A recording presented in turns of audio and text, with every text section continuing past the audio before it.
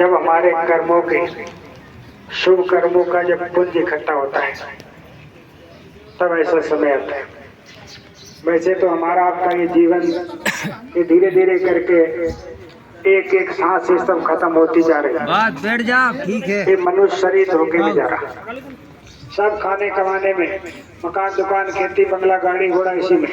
अरे तो सभी पशु पंछी जानवर करते हैं। इस मनुष्य शरीर को तो देवी देवता तरसते हैं।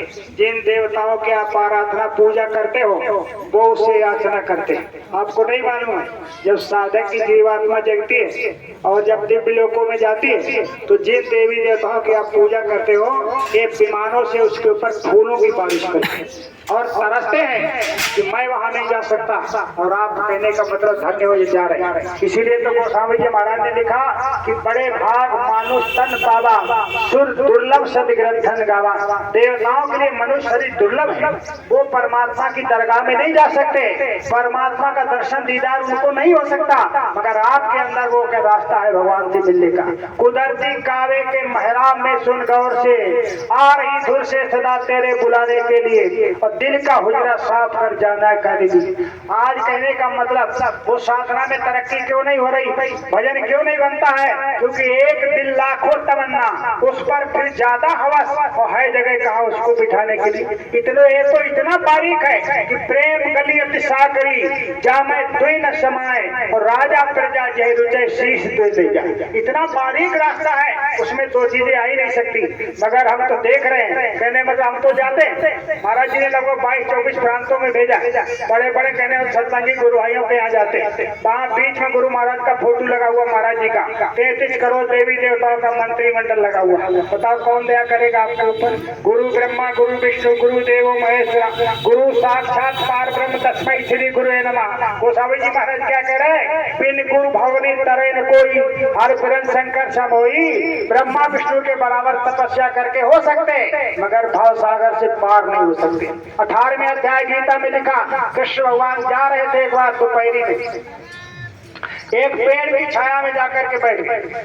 पीछे से अर्जुन आ रहा था, वो भी बैठ गया। कृष्ण भगवान ने इशारा किया, अर्जुन देखो ये सामने क्या जा रहा है। अब अर्जुन गौर से देखने लगा, कहा सरकार ये तो चीटा जा रहा है। कहा चीटा नहीं जा रहा, ये चीटा 18 बार ब्रह्मा बन चुका है, अब कर्मों के चक्कर में आकर के चीटा बन गया। बताओ कहाँ चीटा कहाँ ब्रह्मा? तो नाक मदम हो गई, करूँ क्या, मरते मरते हार गए। कभी हार गए, कभी पार गए, कभी डूब में धार गए, कभी किसी के पुत्र बने, कभी किसी के पिता बने। बस यही लगा रहता है, कहीं लड़की बन के, कहीं पत्नी बन के, कहीं माँ बन के, कहीं बहन बन करके एक कर्मों का लेना देना।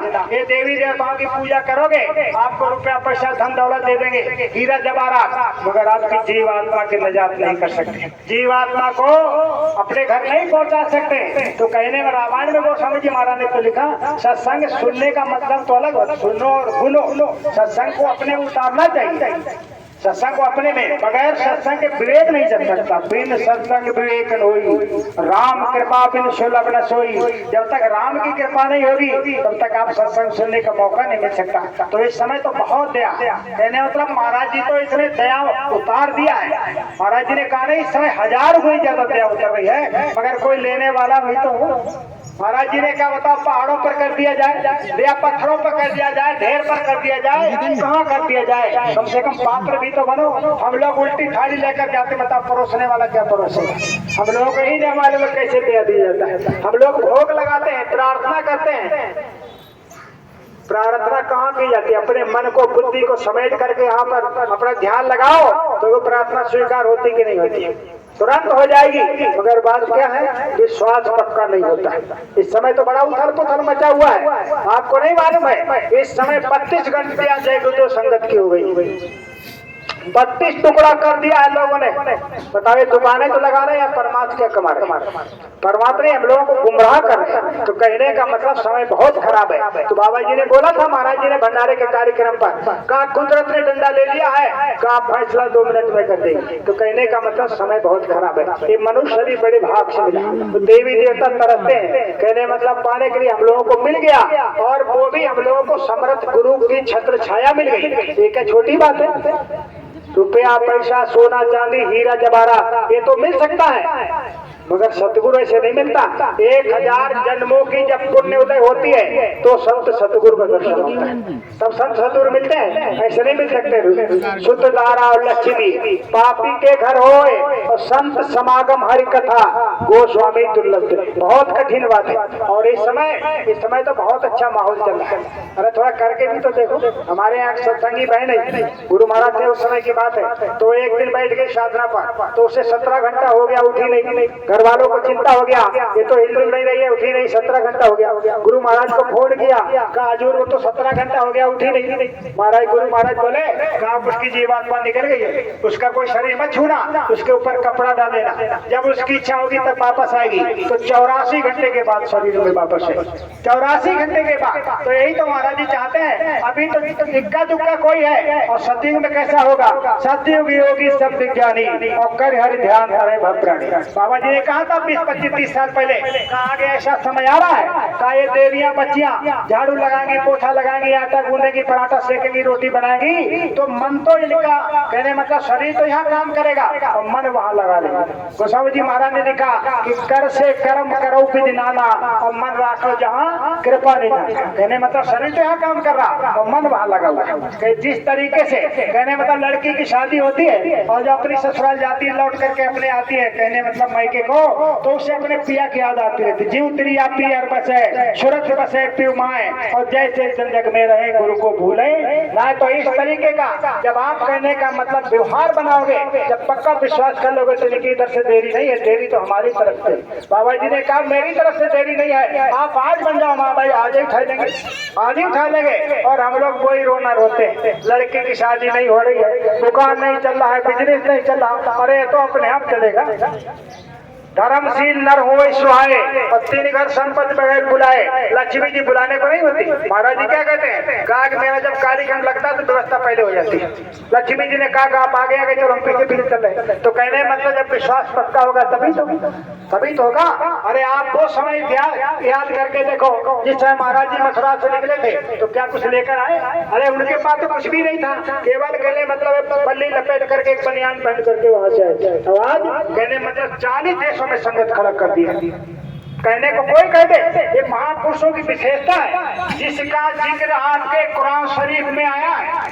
ये कबीर हुसैन फकीर साहब, ये मुसलमानों को ग्रंथों में लिखा हुआ हदीस में। तो उनसे किसी ने पूछा हजरत बताओ क़यामत कब आएगी? उन्होंने कहा ऐसे नहीं बताएंगे, अल्लाह ताला से पूछ ले तब बताएंगे। कहा ठीक है। अल्लाह से पूछा, अल्लाह बताओ क़यामत कब आएगी? तो अल्लाह ने कहा कि जब अमानत नहीं रहेगी तब क़यामत आएगी। अमानत मतलब रुपया पैसा जब खत्म हो जाएगा। तो कहा कब होगा? कहा 14वीं सदी के अंतिम होगा। इस समय 1434 हिजरी चल रही पड़ी, कहने तक 35 साल ऊपर हो गई। तो बचत कैसे होगी? तो कहा उस समय एक सफेद पोष खलीफा आसमान से उतरेगा, जो उसका पैगाम सुन लेंगे वो तो बच जाएंगे और नहीं तो क़यामत के मुंह में चले जाएंगे। मगर उस समय उस खलीफा को पहचानना बड़ा मुश्किल होगा। कहा क्यों? कहा कि उस समय 30 से ज्यादा नकली भगवान पैदा हो जाएंगे। इस समय देखो भगवानों की लाइन लगी हुई। हमारे यहाँ लखीमपुर में कहते हैं हम स्वामी जी, एक वो उधर नीम सार वाले कह रहे हैं हम स्वामी जी, एक और उधर कह रहे हैं बम्बई वाले हम स्वामी जी। तो बताओ किसको स्वामी जी मानोगे? सन 73 में गुरु महाराज बैठे थे बाराबंकी में अवधेश कुमार तिवारी जी के घर पर, चौकी पर बैठे 2-4 लोग नीचे बैठे थे, चश्मा उतारा रख दिया और बोले बच्चों हमको खूब अच्छी तरीके से देख लो, आगे जाने कितने नकली स्वामी जी आएंगे तुमको गुमराह करेंगे। देखो कोई कर तो कहने मतलब समय बहुत विकराल है। देखो उद्देश्य में फर्क होता है। राम का काम हनुमान कर रहे थे, राम नाम का जाप हनुमान भी कर रहे थे। पावन नाम पवन सुत नाम अपने बस कर आंखों रम। और जिस समय लक्ष्मण की शक्ति लगी थी तो उस समय हनुमान जा रहे थे वहां लक्ष्मण जी के संजीवनी लेने के लिए। तो रास्ते में वो काल ने डुप्लीकेट भगत बनाने के बैठ गया, वो भी तिलक लगा लिया, राम नाम की चुनरिया, राम राम सीताराम कर रहा। अरे हनुमान ने देखा है तो अपना गुरु भाई है, मगर उनके उद्देश्य में अंतर था। वो कहने मतलब अपने प्रभु का काम करने जा रहे थे, मगर काल ने मुझे बाधा डाल रहा था।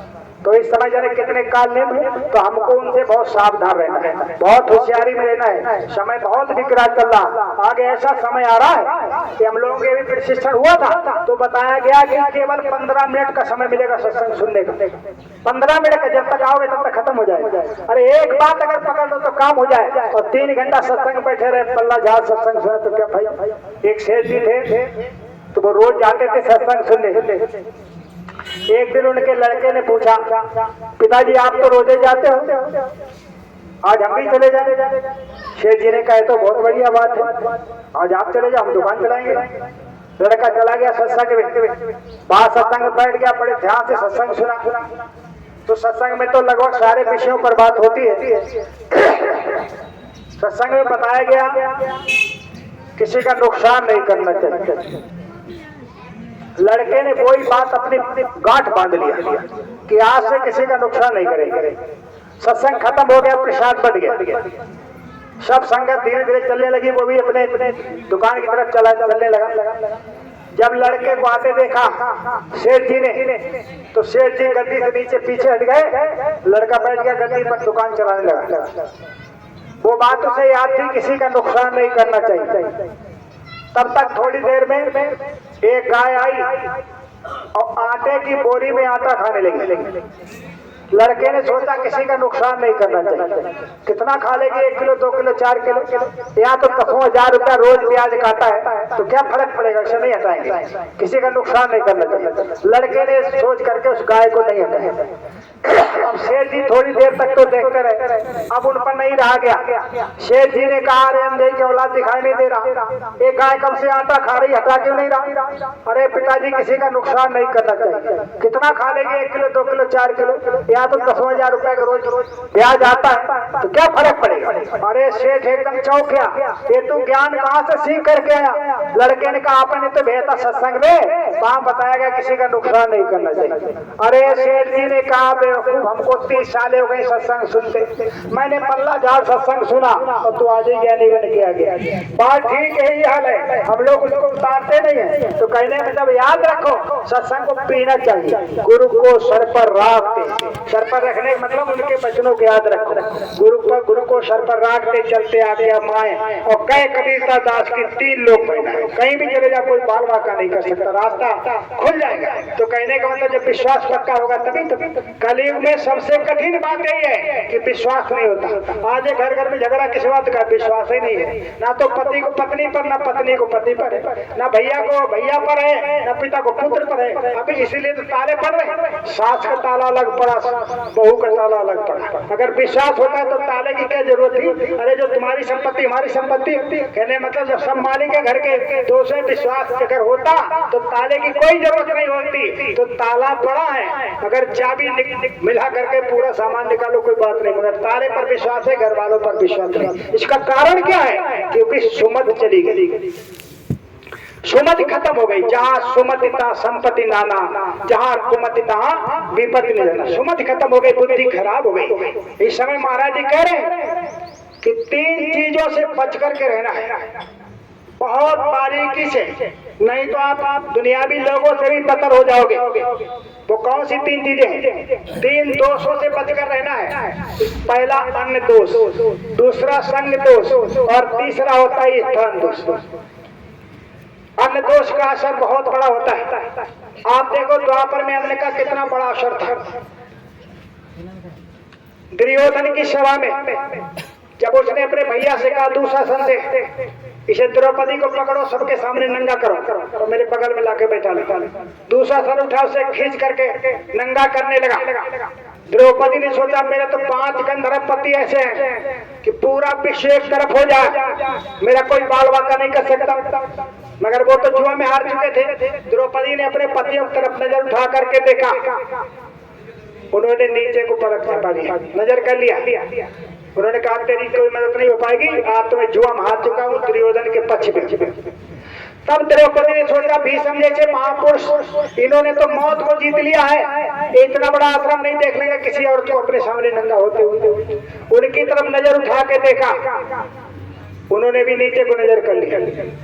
अब द्रौपदी कह रही है मेरे अंदर इतनी ताकत है कि एक आदमी मेरा कोई बाल वाका नहीं कर सकता। अब द्रौपदी ताकत लगा रही है, साड़ी को हाथों से पकड़ रही, दांतों से पकड़ रही।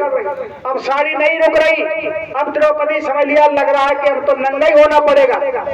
तब उसने हाथ खड़ा किया, अरे दीनानाथ, जब आप हमको नंगा ही करवाना चाहते हो तो हम तैयार हैं। दोनों हाथों से साड़ी फेंक दिया और जैसे ही साड़ी फेंका तुरंत मदद होने लगी। यही नहीं लग रहा था कि साड़ी में की नारी है, नारी में की साड़ी है। जब भगवान कृष्ण आए, उन्होंने कहा नारायण कभी नहीं दिखाई दे रहा, ये 10 गज की साड़ी पूरा पहाड़ लगा हुआ, ये कहां से आ रही है।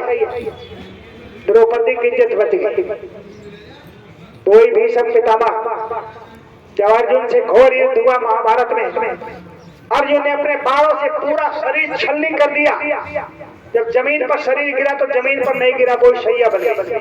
उन्हीं बाणों पर शरीर टंग गया। आप सोचो, अगर एक कांटा लग जाए तो कितना दर्द होता है।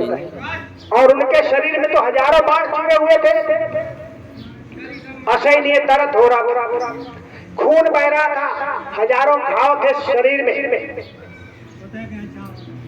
शांत वातावरण था, दोनों दल बैठे थे, कौरव भी बैठे, पांडव भी बैठे।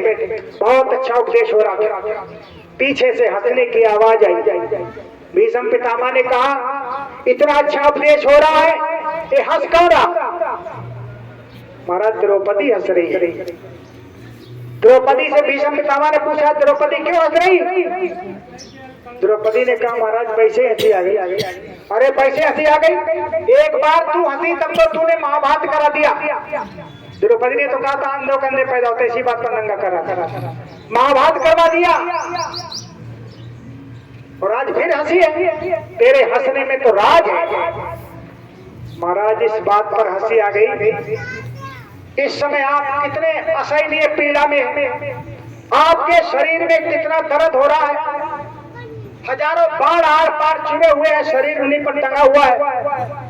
एक कांटा लगे तो कितना दर्द होता है, आपके तो शरीर में हजारों बाण चुने हुए, कितनी पीड़ा हो रही होगी।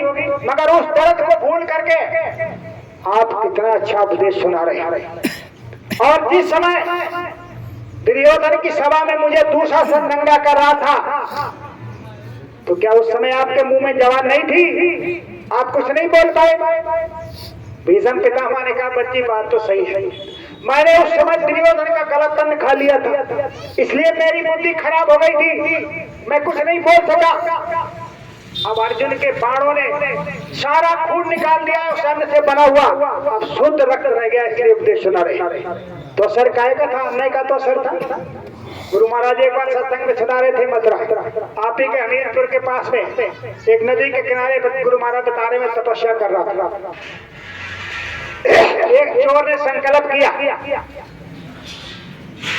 कि मुझे चोरी में जो भी मिलेगा तो पहली खुराक किसी महात्मा को खिलाएंगे। अब वो चोर चोरी करने गया तो उसे एक बोरा जौ मिला, तो उसी जौ को पिसवा करके वो रोटी बनवा करके लाया, गुरु महाराज के सामने रख दिया। महाराज भोजन कर लो। गुरु महाराज ने कहा, हम तो खाएंगे नहीं। अरे सरकार, हम तो ये प्रतिज्ञा किया है कि जब तक किसी महात्मा को खिला नहीं लेंगे तब तक खाएंगे नहीं। तो महात्मा थोड़ा पर्दा रखते, अच्छा ठीक है, तो आधी रोटी दे दे। आधी रोटी ले लिया, का चौथाई टुकड़ा तोड़ करके कुत्ता को डाल दिया, बगल में बैठा था। चौथाई टुकड़ा मैंने खा लिया और खा करके जब रात में भजन करने बैठा, जो भी देखता था सुनता था सब खत्म हो गया। रात भर मेरा मन यही करता रहा, इसके चोरी करेंगे, उसके चोरी करेंगे, वहां चोरी करेंगे, भजन नहीं बना, रात भर चोरी करता रहा। अब जिसकी सारी संपत्ति लुट गया उसे चैन कैसे पड़ेगा? तुरंत 4 बजे सुबह भोर में मैं उसी आदमी के घर पर गया और मैंने उससे जरा कड़क आवाज में कहा, ये बता, तो कल जो रोटी तूने मुझे दिया था वो रोटी कहाँ चला? तो वो आदमी डर गया, बोला भैया महाराज जी हम झूठ नहीं बोलेंगे, हम चोर हैं। तो मैंने संकल्प किया था चोरी मुझे जो भी मिलेगा किसी महात्मा को खिलाएंगे। तो मैं चोरी करने गया तो मुझे एक बोरा जौ मिला, तो उसी की रोटी बनवा करके आपको मैंने दिया। गुरु महाराज ने कहा, हमारे अलावा और कोई नहीं रह गया था खिलाने के लिए। तो जैसा खाए अन्न वैसा हो गए मन, जैसा पीवे पानी वैसी हो गई पानी। अगर हत्यारे यहाँ का अन्न खाओगे तो हत्या करने का मन करेगा, चोर क्या खाओगे तो चोरी करने को करेगा। तो कहने में अन्न का बहुत ही बड़ा असर होता है। पहले के हमारे पूर्वज इन बातों का बुजुर्ग बहुत ध्यान रखते थे, मगर आज तो कुछ नहीं साहब, कैसा भी मिल जाएगा खाना चाहिए, फ्री का होता है। दूसरा होता है संग दोष। संग दोष में क्या होता है? को करे अपराध, को पावे फल भोग, अस विचित्र रघुपति कृपा, जोग जाने को। करता कोई है, भरता कोई है। इसका रहस्य मालूम क्या है? 83% कर्म आपके ऊपर नजरों से आ जाते हैं। 83% कर्म नजरों से। जैसे कोई कर्मी जीव आ रहा, मांस खा के, मछली खा के, कोई और विचार अत्याचार को उसने किया, कुकर्म किया, और आपने उसे नजर से नजर मिला के बात कर लिया, तो अगर उसके 100 डंडे लगना है तो 83 डंडे आप पर आ जाएंगे। 83 आपने विधि का विधान है कि काल भगवान ने इसे बारीक कानून डाल दिया, से नहीं समझ सकते तो महात्मा सत्संग में बताते। तो 83% नजरों से और 14% कानों से। पर निंदा सवाग्निगिरीशा, दूसरे के निंदा से बड़ा कोई पाप नहीं होता। दुनियावी लोगों की तो बात छोड़ दो, इस समय सत्संगियों ने ठेका ले लिया बुराई करने का। जब तक बुराई नहीं करते हजमा बढ़िया नहीं होती है। तो संग दोष का असर होता है। देखो रावण सीता जी को चुरा करके ले गया, और उसका जो लड़का था मेघनाथ, वो लक्ष्मण से किसी भी बात में कमजोर नहीं था, न चरित्र में, न तपस्या में, न बल में, न बुद्धि में, किसी बात में कमजोरी नहीं थी। मगर बात क्या था? अधर्मी पिता का साथ दे रहा था। तो रावण तो बाद में मरा, और मेघनाथ पहले ही चला गया, उसे संग दोष लग गया। संग दोष किसको नहीं लगा? विभीषण नहीं लगा। विभीषण समझाया भैया जगत जननी जगत माता इन्हें वापस कर दो, नहीं सब परिवार खत्म हो जाएगा, सेना मर जाएगी। रावण ने लात मार के लंका छोड़ दी। विभीषण संग दोष का असर होता है, खूब करे अपराध। तो हम लोगों को बहुत सावधानी में रहना है। गुरु महाराज कभी कभी मौज होते थे, बताते थे कि आपके साधन भजन बनने का ना बनने का क्या कारण है? बर्तनों का बहुत बड़ा असर होता है। जिस बर्तन में मांस, मछली, अंडा, शराब खा लिया जाए, वो बर्तन